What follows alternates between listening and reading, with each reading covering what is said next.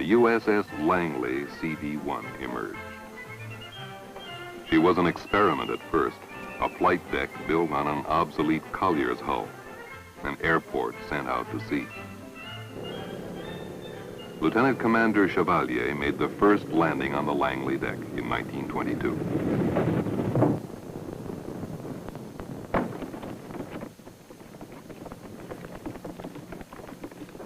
For the next few years, Navy pilots and the Langley crew worked hard to master the complex techniques for handling both the carrier and her planes.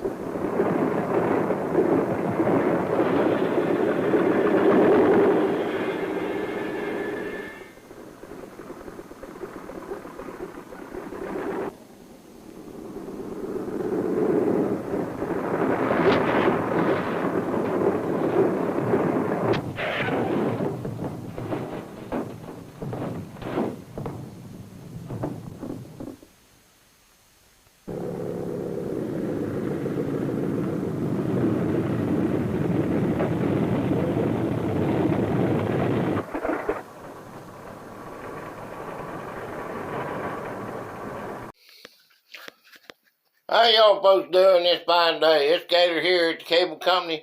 I'm so glad you stopped in to see me today. Today we're going over the USS Langley CV-1.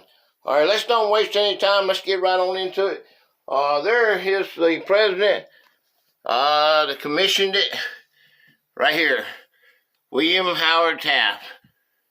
We'll get into this right now. Let's don't waste any time, okay? Let's get right on into it. USS Langley CV-1/AV-3 was the United States Navy's first aircraft carrier converted in 1920 from the collier USS Jupiter, Navy Fleet Collier No. 3, and also the U.S. Navy's first turbo-electric powered ship. Conversion of another collier was planned but canceled when the Washington Naval Treaty required the cancellation of the particularly built Lexington-class battlecruisers, Lexington and Saratoga, freeing up their holds for conversion to the aircraft carriers Lexington and Saratoga.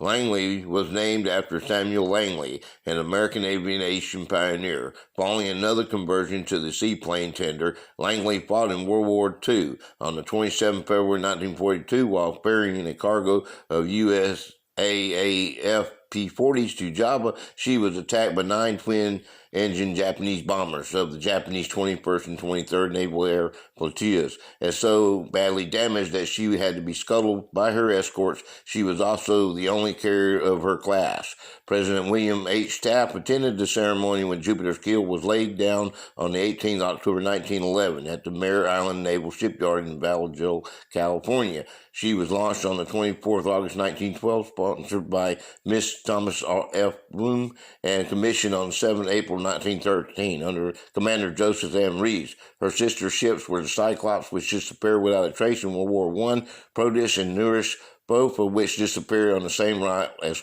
Cyclops in World War II. USS Langley underway 1927. History: United States. Name: Jupiter, 1912 to 1920. Langley, 1920 to 1942. Namesake: Jupiter.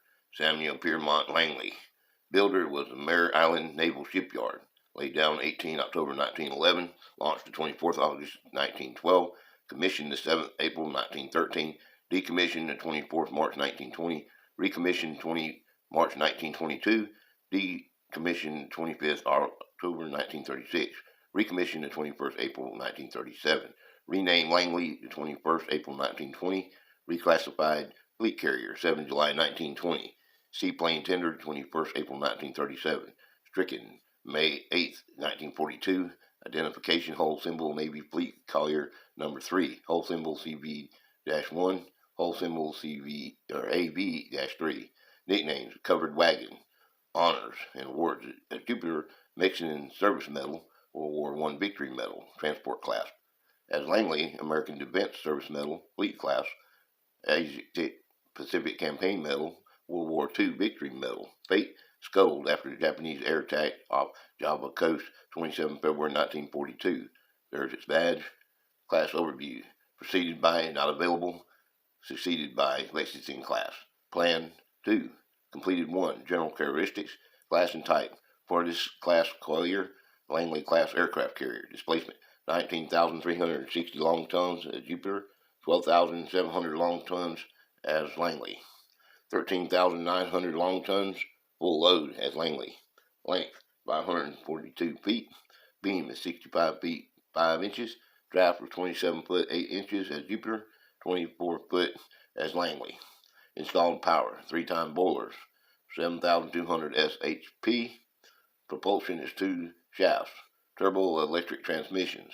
Speed was 15.5 knots or 17.8 miles per hour. Range was 3,500 nautical miles. That's 4,000 miles at 10 knots on 12 miles an hour. Complement 163 officers and men as Jupiter, 468 officers and men as Langley.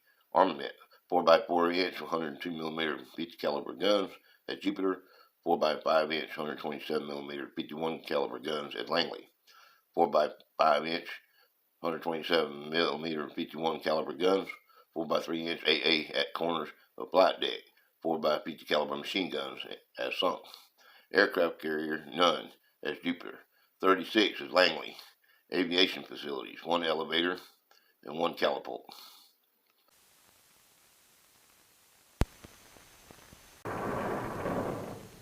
We learned the hard way, but we learned to land on her deck. We also worked hard at learning to take off and at air navigation, gunfire spotting, and aerial gunnery. The early 1920s also saw the development of catapults, arresting gear, a faster elevator to clear the flight deck, safe fuel handling techniques, a landing light system, and all the other hardware needed to launch and land, to refuel and maintain aircraft at sea. All our early work was complicated by the progress made in aircraft design from 1925 to 1930.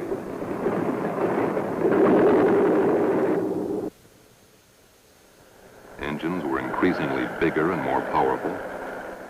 Planes got heavier and yet flew higher, farther, faster almost every day.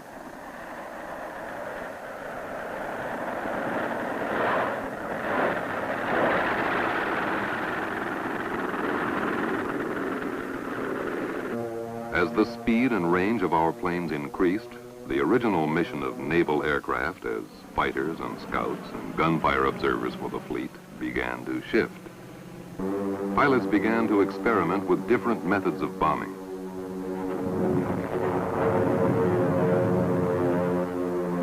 We dropped everything, even delicate submarine torpedoes, in a continuing search for new methods of attack and defense.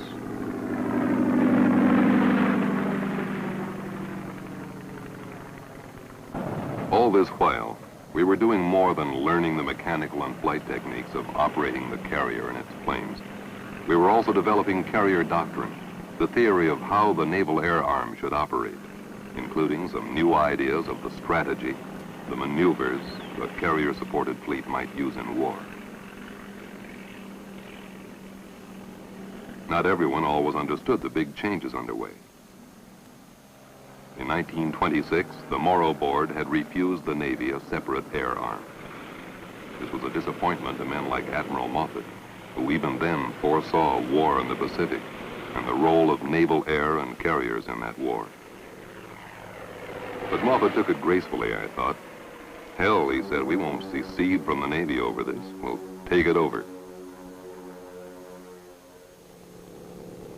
So what we'd learned on the Langley was applied to 2 new carriers that joined the fleet in 1928.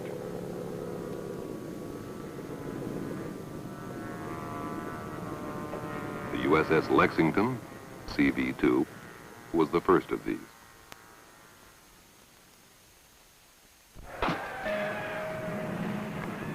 Then came the Saratoga, CV-3. Lexington and Saratoga were improvements over the old Langley.